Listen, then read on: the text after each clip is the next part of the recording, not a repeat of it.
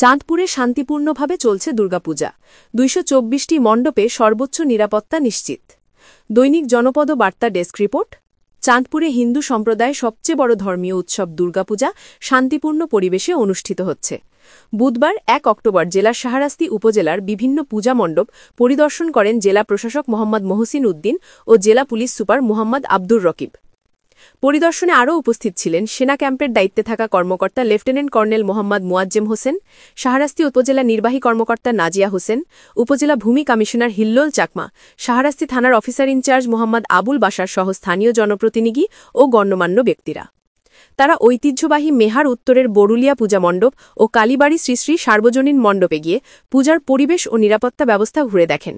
জেলা প্রশাসক পূজা উদযাপন কমিটির সদস্যদের সঙ্গে কথা বলে সার্বিক পরিস্থিতি সম্পর্কে খোঁজখবর নেন।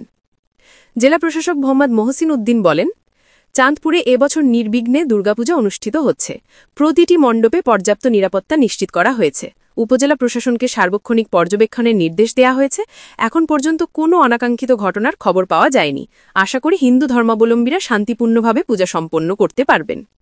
অন্যদিকে police super Mohammad Abdur Rakib PPM জানান, চাঁদপুর জেলায় মোট ২২৪টি পূজা মণ্ডপে আমাদের পুলিশ সদস্যরা দিনরাত নির্বিঘ্ন সেবা দিচ্ছে।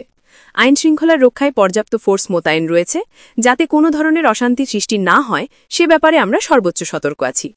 প্রশাসনের কঠোর নজরদারি, আইনশৃঙ্খলা বাহিনীর তৎপরতা, সেনা ক্যাম্পের সমন্বিত উপস্থিতি ও স্বেচ্ছাসেবক সংগঠন রেড ক্রিসেন্টের সেবা প্রদানে এই বছরের দুর্গোৎসবকে নিরাপদ ও নির্বিঘ্ন করেছেন বলে জানিয়েছেন স্থানীয়রা।